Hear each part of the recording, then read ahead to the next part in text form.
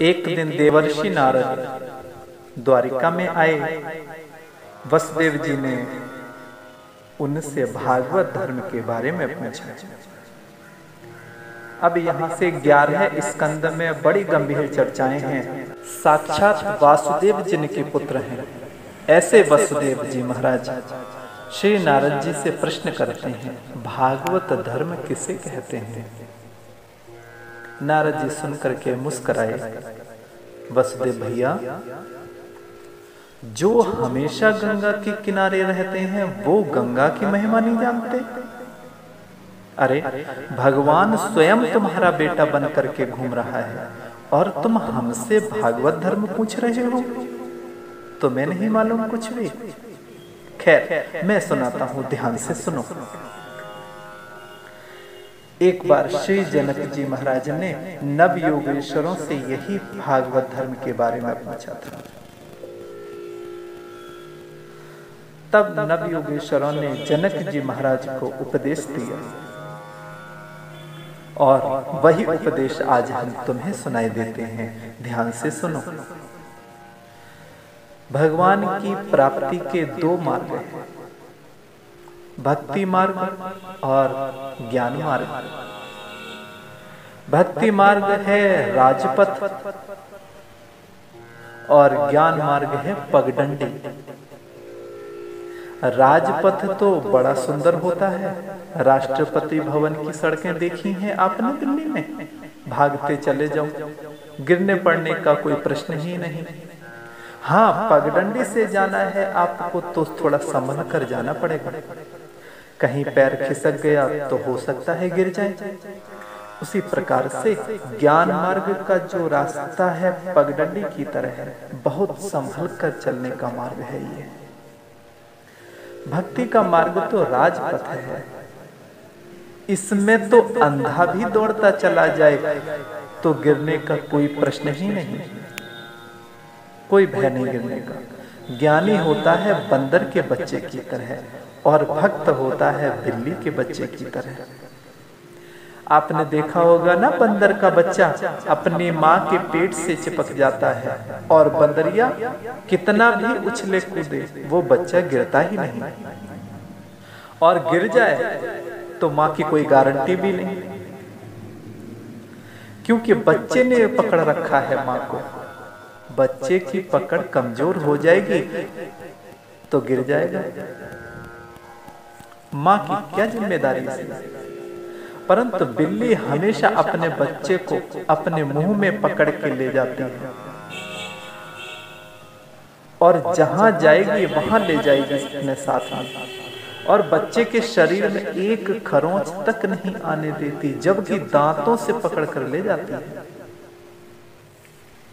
जिस बिल्ली के दांत चूहे को चीड़ के फेंक देते हैं, वही बिल्ली उन्हीं दांतों से अपने बच्चे को कितना संभाल के ले जाती है, एक खरोंच भी नहीं आने देती ना। भक्त तो भगवान के सम्मुख बिल्ली के बच्चे की भांति आत्मनिवेदन कर देते हैं कि प्रभु आपको जो कुछ करना हो सो करो। हमने तो अपना सारा जीवन आपके श्री चरणों में न्यौछावर कर दिया है। भक्त की स्थिति होती है नदी में बहते हुए तिनके की भांति। तिनका पानी में बह रहा है, अब पानी के ऊपर है कि वो तिनके को डुबाता है या पार लगाता है किसी किनारे पर। उसी प्रकार से भक्त वह है जो भगवान की इच्छा में समाविष्ट हो जाता है। अब भगवान जो करेंगे सो अच्छा ही करेंगे। जीवन की अनुकूलता प्रतिकूलता को भगवान का प्रसाद समझकर ही स्वीकार करना चाहिए। ये तो है भक्ति मार्ग। दोनों मार्ग दिव्य हैं, तुम्हें जो मार्ग अच्छा लगे वो अपनाओ। जनक जी महाराज ने पूछा कि वैष्णव कितने प्रकार के होते हैं, भक्त कितने प्रकार के होते हैं? तो नव योगेश्वर कहते हैं कि भक्त 3 प्रकार के होते हैं। कौन से? जो केवल भगवान की मूर्ति में ही भगवान का दर्शन करे वो सामान्य भक्त है। दूसरा, जो भगवान के भक्तों में ही भगवान का दर्शन करे वो मध्यम कोटि का। और तीसरा भक्त होता है जो प्रत्येक शरीरधारियों में भगवान का दर्शन करता है। एक पत्थर की प्रतिमा जिसको हमने बनाया है उसे हम पूजते हैं, पर भगवान ने इतनी चलती फिरती प्रतिमाएं बना रखी हैं, उनको हम धोखा देने में भी नहीं चूकते। तो ये पूजा अर्चना हमारी किस मतलब की? इसलिए उत्तम भक्त वह है, संत बाबा तुलसीदास जी कहते हैं, सिया राम मैं सब जग जानी, करहूं प्रणाम जोरे जुग पानी। अपने इष्ट को सर्वत्र देखने वाला सर्वोत्तम भक्त होता है। महाराज जनक ने पूछा, माया का क्या स्वरूप है? माया से बचने का उपाय क्या है? नवयोगेश्वर कहते हैं कि संसार जन्म लेता जा रहा है और मरता जा रहा है, ये सब लोग देख रहे हैं और फिर भी अपने को अमर मान रहे हैं। यही भगवान की बलवती माया का चमत्कार है। राजा महाराज, बचने का उपाय क्या है? योगेश्वर कहते हैं, बचने का उपाय एकमात्र उपाय यही है, तस्माद् गुरुं प्रपद्येत जिज्ञासु श्रेयोत्तमं, शाब्दे परे च निष्णातं ब्रह्मण्योपशमाश्रयम्। जो इस भवबंधन से या माया के प्रपंच से बचना चाहे उसे सर्वप्रथम किसी अच्छे सद्गुरु के चरण शरण ग्रहण कर लेनी चाहिए। अब गुरुदेव कैसे हो? जो शब्द ब्रह्म वेदों के पारदर्शी विद्वान हो और साथ ही पर ब्रह्म में परिनिष्ठित तत्व ज्ञानी भी हो, जिससे वे ठीक ठीक समझा सके, उनका चित्त शांत हो, व्यवहार के प्रपंच में विशेष प्रवृत्त न हो, ऐसे हो गुरुदेव।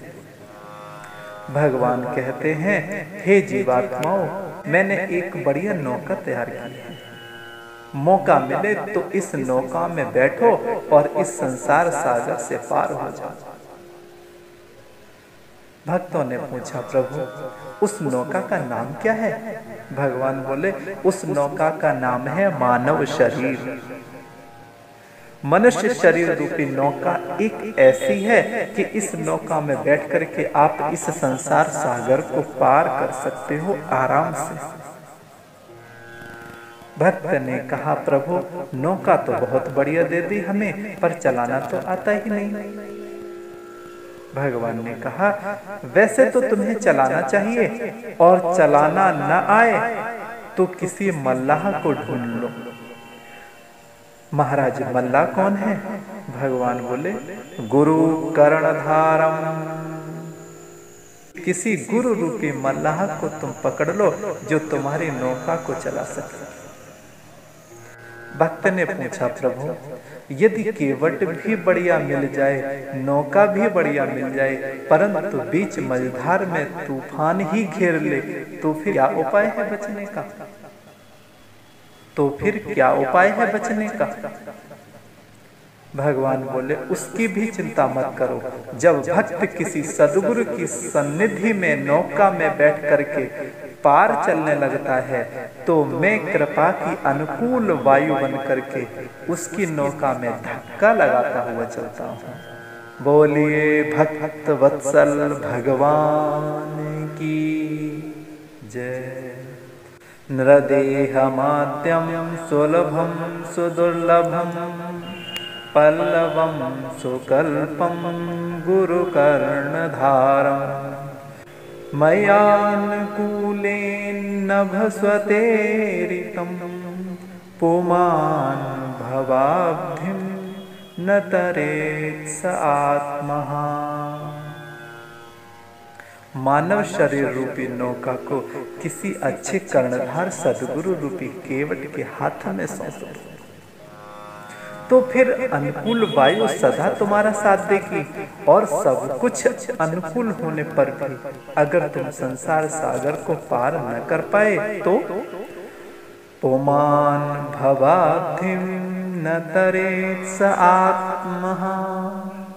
तुम जैसा अभागा कौन होगा, फिर तुम जैसा आत्मघाती कौन होगा। स आत्महा, इसी का अनुवाद श्री गोस्वामी जी कर रहे हैं।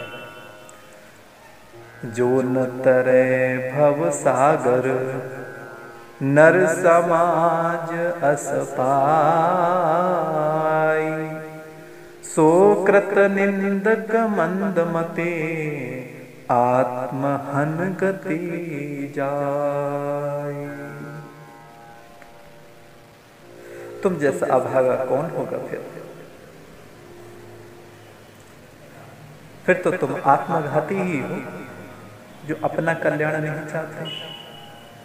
वही सबसे बड़ा आत्मघाती है, उसने अपने आप को ही धोखा दिया है। नव योगेश्वर कहते हैं कि जनक जी महाराज, जो माया से मुक्ति पाना चाहे उसे किसी सच्चे सदगुरु का आश्रय ले लेना चाहिए, पूज्य गुरुदेव के बताए मार्ग का अनुसरण करना चाहिए, तो वो माया के प्रपंच से मुक्त हो जाता है। इस प्रकार से बड़ा सुंदर नव योगेश्वरों का संवाद सुनाया। वसुदेव जी महाराज को श्री नारद जी के उपदेश से बड़ा दिव्य ज्ञान हुआ। अब तो चारों तरफ अपशकुन व्याप्त होने लगे, तो भगवान बोले चलो प्रभास क्षेत्र में कुछ दान पुण्य करें ताकि अनिष्ट दूर हो जाए। जैसे ही प्रभास क्षेत्र में पहुंचने लगे, उद्धव जी ने कन्हैया से अकेले में पूछा, प्रभु मुझे कुछ ऐसा लग रहा है कि प्रभु आप स्वधाम जाने की तैयारी कर रहे हैं।